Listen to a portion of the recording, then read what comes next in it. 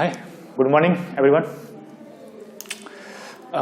अपने जैसे टॉपिक में देख रहा हूँ क्या, magnetic effect of electric current, class 10th का। ठीक, हमने इलेक्ट्रिसिटी पूरा चैप्टर देख लिया था और हम आज देखेंगे magnetic effect of electric current. क्या है इस चैप्टर में, क्या पढ़ना है भाई साहब?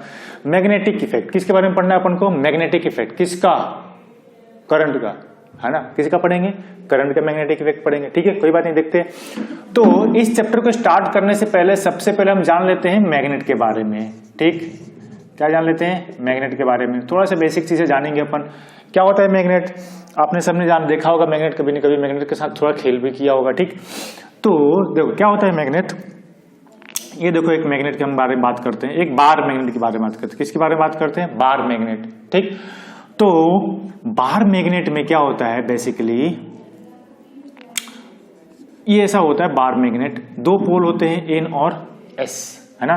इसको नॉर्थ पोल बोलते हैं, इसको साउथ पोल बोलते हैं, है ना। क्या बोलते हैं इसको? नॉर्थ पोल और साउथ पोल बोलते हैं। ठीक ना।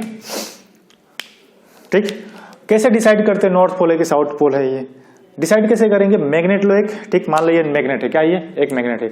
इसको फ्रीली लटका दो, फ्रीली लटका दो, छोड़ दो एकदम, ऐसे एक धागा बांध के छोड़ दो, तो कैसे अरेंज हो जाएगा? ऑटोमेटिकली नॉर्थ साउथ डायरेक्शन में अरेंज हो जाएगा।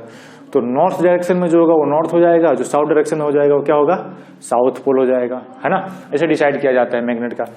ठीक, तो यहाँ पे दो पोल है हमारे पास। कौन कौन से पोल है? नॉर्थ पोल और साउथ पोल। ठीक, ओके, ठीक, ठीक ना। मैग्नेटिक, है ना, मैग्नेट में क्या होता है? मैग्नेटिक फील्ड लाइंस होती है। क्या होती है? Magnetic field lines. Magnetic field lines क्या प्रॉपर्टी क्या है कि वो लाइंस एन से निकल कर किस में एंटर करती है? एस में, है ना।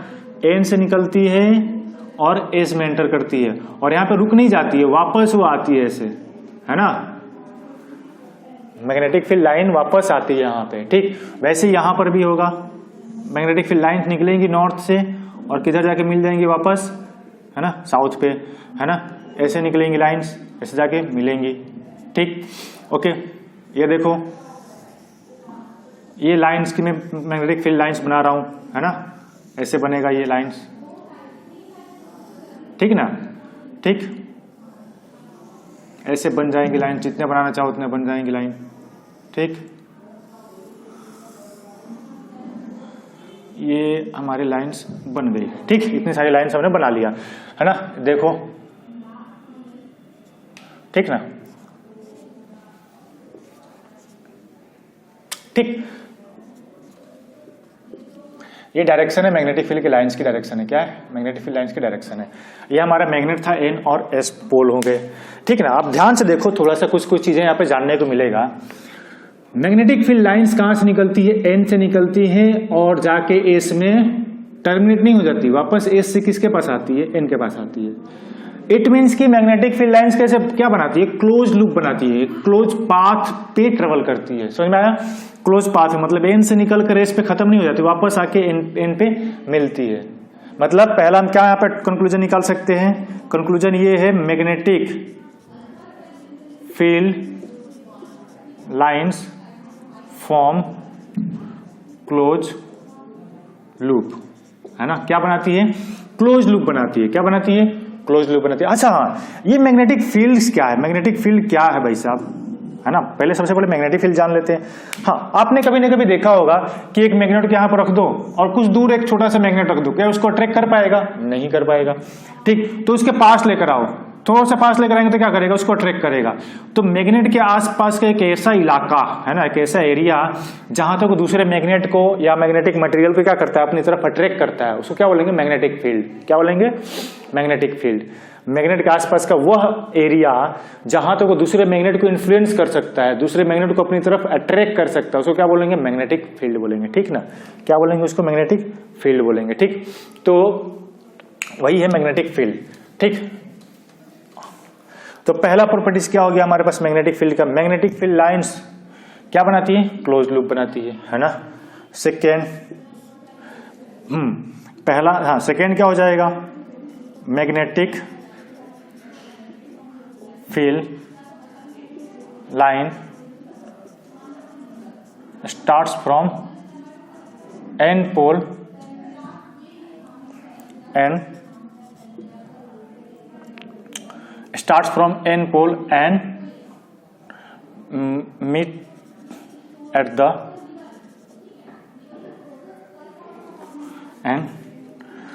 magnetic field lines starts from N pole and enter at the S pole of magnet, है ना। S पोल पर एंटर करती है, मतलब वहां पर टर्मिनेट नहीं करती है, क्या करती है यहाँ पे एंटर करती है। ठीक, ये क्या लिखेंगे हैं, outside of the magnet. Magnet के आउटसाइड मतलब मैग्नेट के बाहर में मैग्नेटिक फील्ड लाइन किधर से किधर होती है, एन से स्टार्ट होकर कहां पे जाकर टर्मिनेट करती है, एस पे। समझ में आया। थर्ड देखो, the direction of magnetic field line inside the magnet is S to N पोल, है ना। इसका मतलब क्या है, मैग्नेटिक फील्ड की डायरेक्शन मैग्नेट के अंदर किधर से किधर होता है, S से N की तरफ होता है। कैसे होता है, किधर से किधर होता है, S से N की तरफ होता है। और बाहर किधर होता है, आउटसाइड द मैग्नेट किधर होता है, N to S होता है। किधर से किधर होता है, नॉर्थ पोल से साउथ पोल की तरफ होता है। ठीक, समझ में आया। फोर्थ पॉइंट क्या है ना, फोर्थ पॉइंट क्या है, the tangent at the field lines at any point gives direction of magnetic field at that point. हाँ, इसको समझते हैं क्या है। ठीक है, देखो यहाँ पे ये सारी फील्ड लाइन से क्या है, ये सब मैंने क्या बनाया, ये सब क्लोज लूप जो बनाया सब क्या है, फील्ड लाइन से, है ना। तो मैग्नेटिक फील्ड का डायरेक्शन किधर होगा, कैसे बताएंगे, तो मैग्नेटिक फील्ड का डायरेक्शन कहाँ, कैसे, मैंने क्या लिखवाया है कि किसी भी पॉइंट पर हम जो टेंजेंट ड्रॉ करेंगे ना, तो वो मैग्नेटिक फील्ड का डायरेक्शन बताएगा। जैसे कि मान लो यहाँ पर, है ना, यहाँ पर टेंजेंट ड्रॉ करो। टेंजेंट मतलब जो इस कर्व को सिर्फ एक ही जगह पर कट करे, यहां पे कट कर रहा है ना, मतलब ये टेंजेंट है, ठीक ना, एक ही जगह पर टच कर रहा है। तो इस पॉइंट पर मैग्नेटिक फील्ड का डायरेक्शन किधर होगा, ऐसे होगा, ये एस टाइप से होगा। इसका मतलब क्या होता है भाई साहब, हाँ, इसका मतलब क्या होता है, इसका मतलब ये होता है कि अगर आप यहाँ पे कंपास ला कर रखोगे ना, यहाँ पे इस पॉइंट पे अगर आप कंपास रखोगे ना, तो कंपास का सुई ऑटोमेटिक ऐसे अरेंज हो जाएगा, ऐसे। समझ में आया नहीं, ठीक। जैसे एक एग्जांपल लेते हैं, मान लो आपने यहाँ पर डायरेक्शन निकालना है, ठीक, यहाँ पे इस पॉइंट पे डायरेक्शन निकालना है, कहाँ पे, उस वर्टिकल उस पॉइंट पे, इस पॉइंट पे टेंजेंट निकालो, ये रहा आपका टेंजेंट, एक ही पॉइंट पे कट किया, ठीक। हाँ, अब इस पॉइंट पर वो निकालो, इस पॉइंट पे डायरेक्शन क्या हो जाएगा, ये हो जाएगा। इसका मतलब ये है कि अगर यहाँ पे हम कंपास रखेंगे यहाँ पर, तो कंपास का मैग्नेटिक नीडल ऑटोमेटिक ऐसे अरेंज हो जाएगा। जिधर वो एरो जा रहा है ना, ये वाला लाइन जा रहा है ना, उधर ही क्या हो जाएगा, वो डायरेक्शन ऑफ मैग्नेटिक फील्ड, है ना। ये क्या हो जाएगा, ये क्या पी पॉइंट ले लेते हैं, क्या ले लेते, Q point, direction of magnetic field at point P. समझ में आया ना, पी पॉइंट पे डायरेक्शन है ना। जैसे यहां पर अगर देखो, मान लो यहां पर अगर आपको निकालना है डायरेक्शन, तो यहां पे कैसे करेंगे, यहां पे ऐसे डायरेक्शन, ऐसे टेंजेंट ड्रॉ करो, ये रहा हमारा टेंजेंट, है ना। तो ये हमारा क्या हो जाएगा, डायरेक्शन हो जाएगा इस पी पॉइंट पे, है ना। तो ये हमारा यहाँ पे अगर हम कंपास रखेंगे, तो कंपास का सुई ऑटोमेटिक ऐसे अरेंज हो जाएगा, इसी लाइन के पैरेलल में अरेंज हो जाएगा। क्लियर हो रहा है भाई साहब, कोई दिक्कत नहीं ना, नहीं होना चाहिए, कोई भी दिक्कत हो पूछ सकते हो, ठीक। फिफ्थ पॉइंट पे आते हैं। फिफ्थ पॉइंट क्या है, फिफ्थ पॉइंट क्या है, मैग्नेट के बारे में हम पढ़ रहे हैं, ठीक। क्या पढ़ रहे हैं अपन, मैग्नेट के बारे में, ठीक। फिफ्थ पॉइंट क्या है, two magnetic field lines never intersect each other, है ना। दो मैग्नेटिक फील्ड लाइंस कभी भी एक दूसरे को काटती नहीं है, ये कहना है इनका। चलो ठीक है भाई साहब, मान लेते हैं काट लेती है, ठीक। मान लेते दो लाइनें हैं, ये वाली, है ना, पहली लाइन और ये दूसरी लाइन, इन दोनों ने कट कर दिया है ना। पहली फील्ड लाइन है ये B1, ध्यान रखना मैग्नेटिक फील्ड को B से रिप्रेजेंट करते हैं। कैसे रिप्रेजेंट करते हैं? B से रिप्रेजेंट करते हैं। ठीक, मान लो कि मैग्नेटिक फील्ड लाइन यहाँ पे काट दिया, तो काट देंगे तो क्या होगा हमको जानना चाहिए ना, क्या होगा काट देंगे तो? क्या पॉसिबल है काटेंगे? नहीं है, चेक करते हैं पॉसिबल है कि नहीं। मान लो यहाँ पे कट कर दिया, ठीक है, ये B1 का मान लो कहाँ पे कट किया है? P पॉइंट पे कट किया है। ठीक, तो P पॉइंट पे टेंजेंट ड्रॉ करो B1 के लिए, तो B1 के लिए टेंजेंट कैसे आएगा? ऐसे आएगा, है ना, ऐसे आएगा टेंजेंट। ये क्या हो जाएगा? डायरेक्शन 1 होगा ना। डायरेक्शन 1 क्या बताता हूं, अब देखो ये B2 पर टेंजेंट ड्रॉ करो, ये जो B2 वाला लाइन है ना, ये वाला मैग्नेटिक फील्ड 2, इस पे टेंजेंट ड्रॉ करो, वो टेंजेंट कुछ इस टाइप से आएगा, है ना, इसको टच करते हुए निकल रहा है, ये हो जाएगा डायरेक्शन 2। डायरेक्शन 2 क्या मतलब? B2 का P पॉइंट पर डायरेक्शन और B1 का P पॉइंट पर डायरेक्शन। अब भाई साहब यहां पे इस पॉइंट पर P पॉइंट पर दो डायरेक्शन मिल रहे हैं, ये तो गजब हो गया। एक ही पॉइंट पर दो मैग्नेटिक फील्ड की डायरेक्शन पॉसिबल नहीं है। क्यों बताऊं? अगर मान लो यहाँ पे आपने कंपास रख दिया, यहाँ पे कंपास आपने रख दिया, वो कंपास का सुई किधर अरेंज होगा? इधर अरेंज होगा या इधर अरेंज होगा? वो तो कंफ्यूज हो जाएगा, है ना, वो तो एक कंपास तो कंफ्यूज हो जाएगा। हालांकि वो इंसान नहीं है, वो मशीन है, बट कहाँ अरेंज होगा? कैसे अरेंज होगा? ऐसा कोई पॉसिबिलिटी नहीं है। दो जगह अरेंज ऐसे मोशन करेगा क्या? नहीं, पॉसिबल नहीं है। फिर मतलब एक ही जगह पे, मतलब एक ही पॉइंट पर दो मैग्नेटिक फील्ड लाइन एग्जिस्ट नहीं कर सकती, एक ही पॉइंट पे दो लाइन कभी कट नहीं कर सकती। इसका मतलब यही है, दो डायरेक्शन मिल रहा है ना, है ना, दो डायरेक्शन मिल रहा है, मतलब एक ही पॉइंट पे दो लाइनें कट नहीं कर सकती, है ना। क्यों? इसका रीजन लिख सकते हो, because two magnetic field lines never intersect each other, because there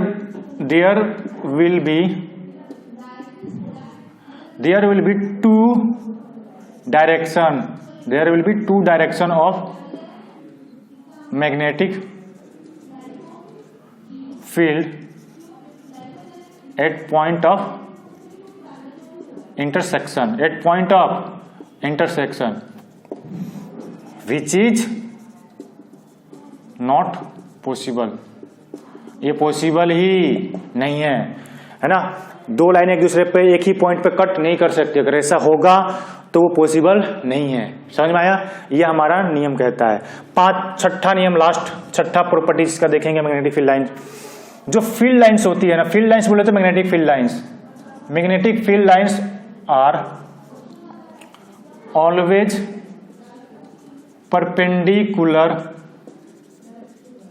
perpendicular to the surface of magnet।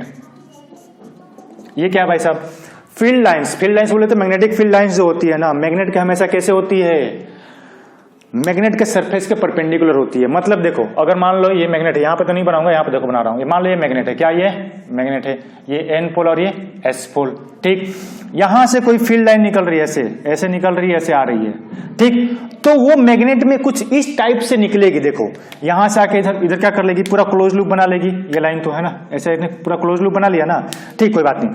तो अगर आप चेक करोगे ना, तो यहां पर इसका सरफेस ये वाला है ना, और ये क्या है? इसका लाइन है। तो यहाँ पे अगर देखोगे ना, टेंजेंट ड्रॉ करोगे ना, तो टेंजेंट और इसके बीच में एंगल कितना आएगा? 90 डिग्री आएगा। यही तो कहना चाह रहा है लास्ट वाला लाइन। यहाँ पर भी क्या आएगा? इन दोनों के बीच में एंगल कितना बनेगा? 90 डिग्री बनेगा। तो फील्ड लाइंस जो होती है ना, फील्ड लाइंस सरफेस के हमेशा क्या होती है? परपेंडिकुलर होती है। लास्ट वाला लाइन ये कहना चाह रहा है, मैग्नेटिक फील्ड लाइंस मैग्नेट के सरफेस के परपेंडिकुलर होती है ना।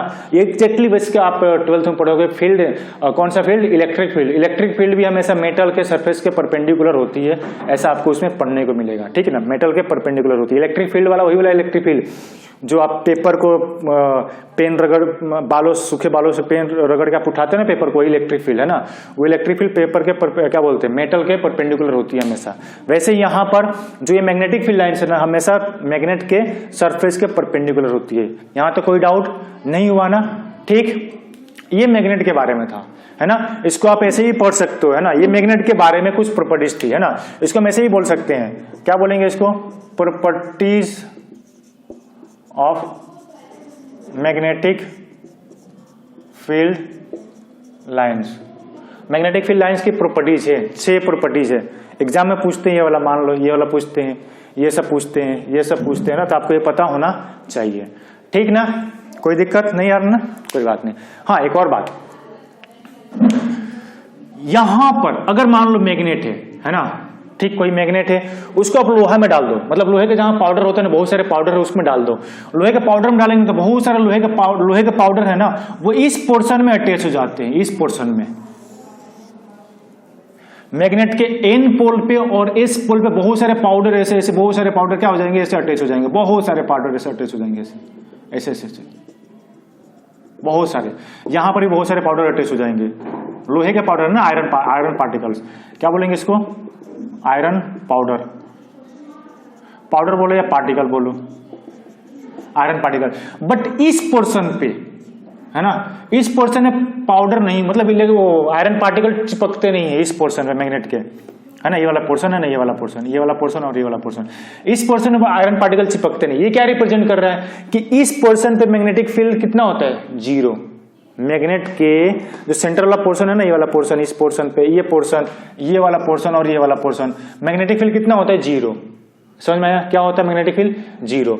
और मैग्नेटिक फील्ड सबसे ज्यादा पावरफुल कहां होता है ना, मैग्नेटिक फील्ड सबसे ज्यादा पावरफुल कहां होता है, पोल्स पे होता है। नॉर्थ पोल और साउथ पोल में मैग्नेटिक फील्ड पावरफुल होता है। कैसे पता करेंगे कहां मैग्नेटिक फील्ड पावरफुल और कहां पे वीक है, कैसे पता करेंगे, वो ऐसे पता करेंगे। देखो कैसे, मान लो ये जो नॉर्थ पोल है ना, नॉर्थ पोल पे देखो नंबर्स ऑफ फील्ड लाइंस कितनी है, बहुत सारी है ना, 1 2 3 4 5 6, यहाँ पे भी बहुत सारे लाइन्स है, जितना यहाँ पे होंगी उतना लाइन्स यहाँ पर भी। लेकिन यहाँ पे देखो फील्ड लाइन्स है क्या, मतलब ये जो लाइन्स है यहाँ पे है क्या, नहीं है ना, यहाँ पर भी नहीं है, मतलब यहाँ पे मैग्नेटिक फील्ड कितना है, बहुत ही कम, है ही नहीं, ना के बराबर है।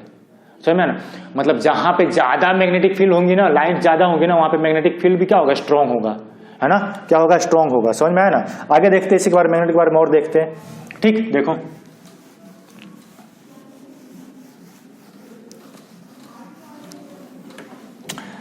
ठीक ना, देखो बताते हैं आपको।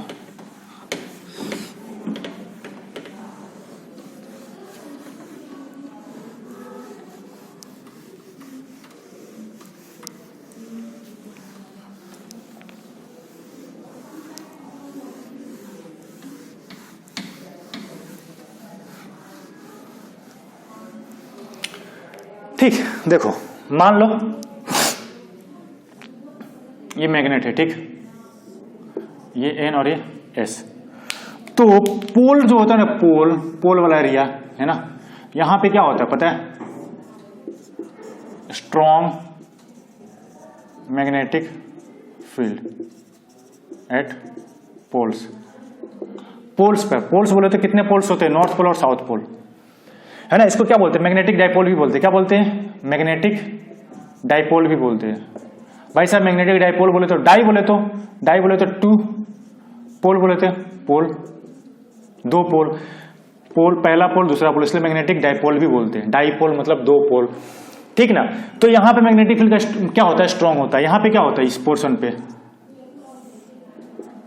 वीक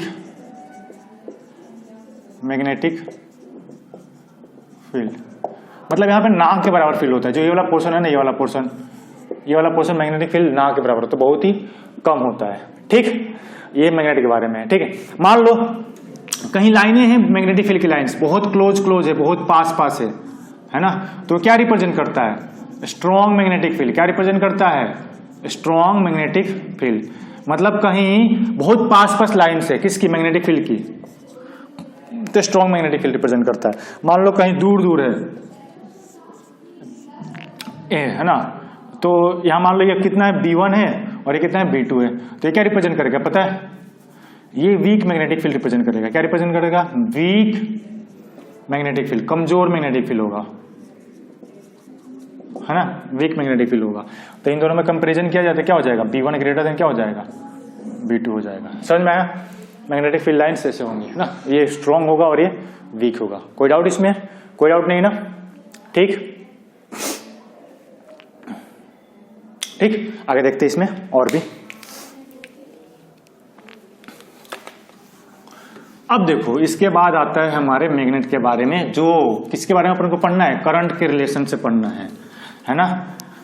एक्चुअली क्या था, एम्पियर उस टाइम पे जो ये जो चैप्टर बना था ना, समझ लो उस टाइम पे मैग्नेटिक इफेक्ट और इलेक्ट्रिक करंट जिस साइंटिस्ट ने पहली बार बताया था ना, पहली बार उसने गलती से ऑब्जर्व कर लिया था। किसका नाम, उसका नाम क्या था, ओस्टेड, है ना। ओस्टेड एक्सपेरिमेंट अपने सिलेबस में उसको देखेंगे, ओस्टेड एक्सपेरिमेंट। उससे पहले जो बड़े बड़े साइंटिस्ट थे, एम्पियर था, ओस्टेड, बायोसावर्ट, गाउस, है ना, ये सब बड़े बड़े साइंटिस्ट थे उस टाइम पे, है ना।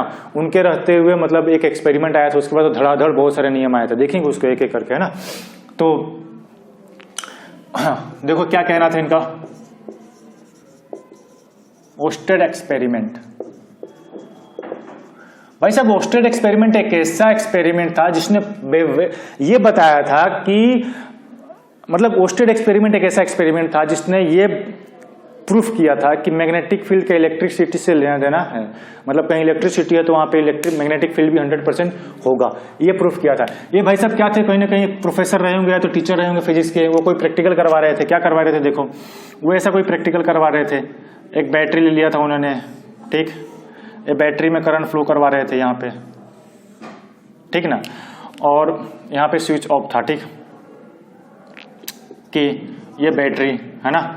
और क्या हुआ था, यहाँ पे एक कंपास पड़ा था गलती से, क्या हुआ था, कंपास गलती से पड़ा हुआ था, ठीक, ऐसे मान लो कंपास पड़ा हुआ था, ये नॉर्थ और ये साउथ, कंपास क्या, ये कंपास, कंपास वही दिशा सूचक यंत्र, है ना। ये मैग्नेटिक नीडल है बीच में, ठीक। उन्होंने क्या देखा कि जब स्विच ऑन किया जा रहा है ना इसी सर्किट का,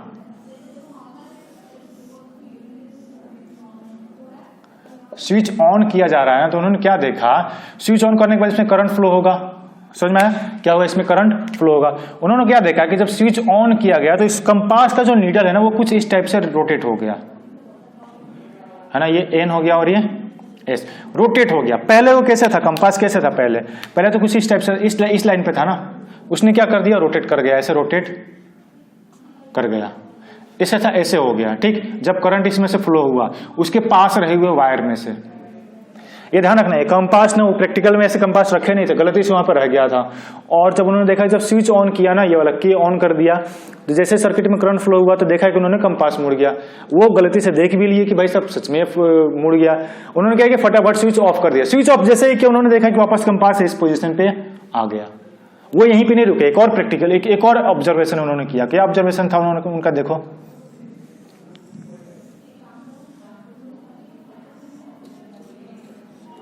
उनका एक और ऑब्जर्वेशन था, करंट का डायरेक्शन चेंज कर दिया।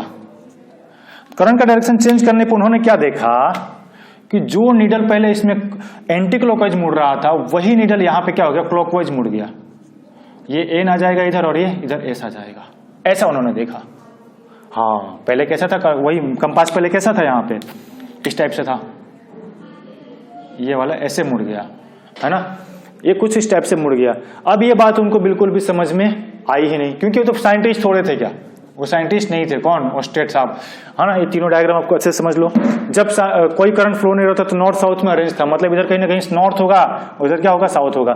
अब जैसे ही उन्होंने स्विच ऑन किया तो करंट ऐसे मुड़ गया, कौन, कंपास। फिर बाद में देखा कि ऐसा मुड़ गया स्विच, तो ये देखा कि ये तो बार बार ऐसा हो रहा है, ऐसे कैसे हो गया। फिर उस टाइम के महान उनके साथी रहे होंगे कोई ना कोई साइंटिस्ट, उनके पास ले गए ये वाला नियम कि भाई सब समझा दो क्या हो गया। तो एग्जैक्ट ये सब देखने के बाद उसके पास 9-10 महीने के बाद क्या हुआ, एक साइंस कांग्रेस मीटिंग जैसा हुआ, है ना। तो उस मीटिंग में मतलब बड़े बड़े साइंटिस्ट, सभी साइंस अधिवेशन उसको बोलते हैं, सभी बड़े बड़े जितने साइंटिस्ट होते हैं ना अपने अपने उसमें रिसर्च का बताते हैं कि हमने ये नया देखा है, तो उसमें ये दिखाया गया।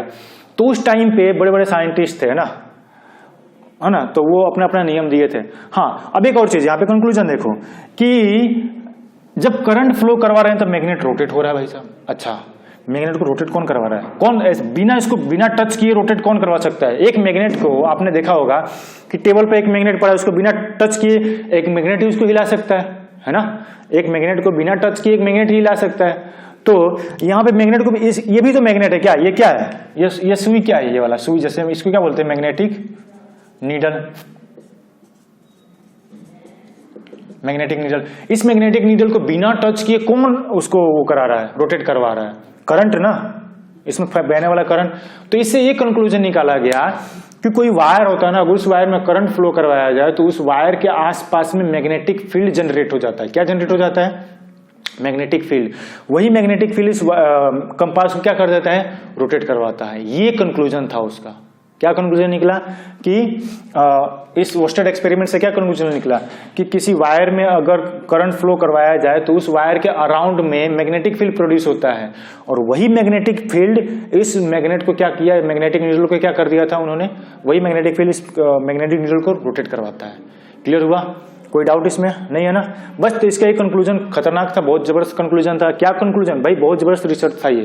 क्या रिसर्च था कि एक करंट, किसी वायर में करंट फ्लो करवाएंगे तो उस वायर के अराउंड में मैग्नेटिक फील्ड जनरेट होता है। ये पहला एक्सपेरिमेंट था, ओस्टेड का एक्सपेरिमेंट। ठीक, उस एक्सपेरिमेंट ये सब हमको पता चला। क्लियर हुआ? कोई डाउट नहीं? डाउट ना? ठीक, डाउट होगा तो पूछ सकते हो आप। ठीक ठीक, अब देखते हैं आगे इस एक्सपेरिमेंट के बाद क्या क्या आया था। देखो, इस एक्सपेरिमेंट के ठीक 1 वीक बाद, आपको पता है सिर्फ एक हफ्ते बाद साइंटिस्ट का नाम है बायो सावर्ट, है ना? आप 12th में पढ़ोगे इसका नाम था बायो सावर्ट।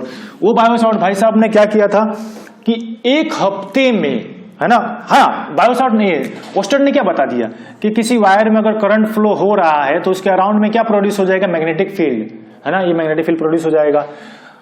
तो बायो सावर्ट भाई साहब ने क्या कर दिया था, एक नियम दे दिया था। क्या नियम दे दिया था? विदिन अ वीक, है ना, विदिन अ वीक, एक वीक के अंदर किसी वायर से पर्टिकुलर डिस्टेंस पर, r डिस्टेंस पर मैग्नेटिक फील्ड कितना प्रोड्यूस होगा उसका फॉर्मूला दे दिया था। किन्होंने? बायो सावर्ट ने दिया था। उसके बाद एम्पियर का लॉ आ गया था, विदिन अ मंथ, फिर गाउस का नियम, बहुत सारे नियम आने लगे थे। धड़ाधड़ नियम की बारिश हो गई थी उस टाइम पे जब ये नियम सामने आया था। तो समझ सकते हो कितना बड़ा नियम था, कितना मतलब रिवोल्यूशनरी इन्वेंशन था। क्लियर हुआ? ठीक, आगे देखते हैं।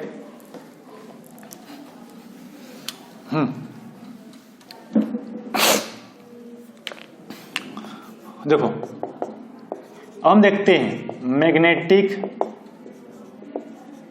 Field due to a current carrying wire. Magnetic field due to a current carrying wire, है ना? Magnetic field due to a current carrying wire. Magnetic field due to a current carrying wire इस नियम से दिया जाता है, right hand thumb rule से, है ना? तो राइट हैंड थंब रूल ये कहता है, क्या कहता है? देखो, राइट हैंड थंब रूल अगर हम बनाने जाएं तो ऐसा आएगा।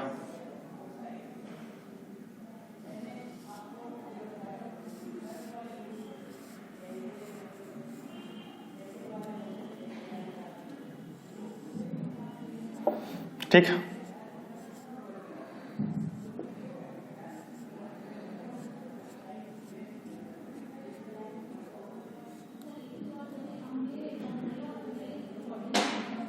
ठीक है ना? मैग्नेटिक फील्ड, तो उन्होंने ये बताया था राइट हैंड थंब रूल में, ठीक ना? ये हमारा राइट हैंड थंब रूल आ जाएगा, देखो, ठीक। राइट हैंड थंब रूल ये कहता है कि किसी वायर को इस टाइप से अपने हाथ में पकड़ो, है ना, कि उसमें करंट अगर थंब के डायरेक्शन में बह रहा हो, करंट किधर जा रहा है? ऊपर जा रहा है ना, थंब के डायरेक्शन में, तो ये हमारी जो उंगलियां जो घूमी है ना इस टाइप से, वो मैग्नेटिक फील्ड का डायरेक्शन रिप्रेजेंट करेंगी। कौन? हमारी घूमी हुई उंगलियां। मतलब मान लो मैंने इस मार्कर को इस टाइप से पकड़ा कि करंट, ये जो मार्कर का जो नीड है ना, उस डायरेक्शन में अगर करंट फ्लो रहा है तो ये जो मेरी कर्लिंग्स ऑफ फिंगर्स है ना, कर्लिंग्स ऑफ फिंगर, ये घूमी हुई अंगुलियां, वो क्या रिप्रेजेंट करेंगी? Direction of magnetic field, direction of magnetic field. ये है राइट हैंड थंब रूल। क्या रिप्रेजेंट बोलेंगे इसको? राइट हैंड थंब रूल, है ना? तो यहां पे देखो राइट हैंड थंब रूल का मैं एग्जांपल लेके बताता हूं।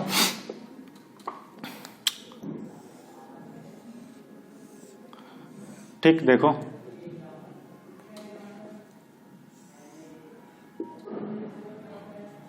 ठीक, इसमें करंट फ्लो हो रहा है, ये वायर है, इस वायर में करंट फ्लो हो रहा है आई, ठीक है?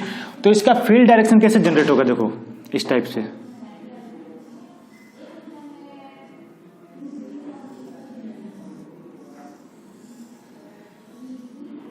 इस टाइप से जनरेट होगा, है ना, है ना? ये हो जाएगा इसका डायरेक्शन। डायरेक्शन में बताता हूं, देखो यहां पे इधर डायरेक्शन ऐसे आएगा,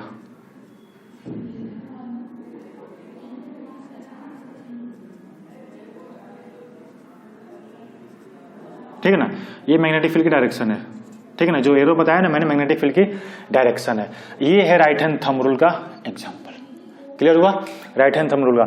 हाँ, अब किसी एक स्ट्रेट वायर है, उस वायर से किसी आर डिस्टेंस, मान लो ये वायर में करंट फ्लो रहा है आई, इस वायर से आर डिस्टेंस पर, है ना, परपेंडिकुलर आर डिस्टेंस पर बी कितना होगा, बी बायो सावर्ट के नियम से हम पता कर सकते हैं। बायो सावर्ट का नियम अगर हम लगाएंगे ना तो यहाँ फॉर्मूला आता है mu naught I upon 2 pi R, ये फॉर्मूला आता है बायो सावर्ट के नियम से पता करेंगे तो, है ना। तो हम यहाँ पे देख सकते हैं, देखो ये म्यू नॉट जो है ना कांस्टेंट होता है वैल्यू, इसका वैल्यू होता है 4 पाई इंटू 10⁻⁷, ये SI यूनिट का वैल्यू है 4 पाई इंटू 10⁻⁷ वैल्यू होता है, ठीक है ना। ये आई क्या है, आई क्या है, करंट इन वायर, है ना, और आर क्या है, परपेंडिकुलर डिस्टेंस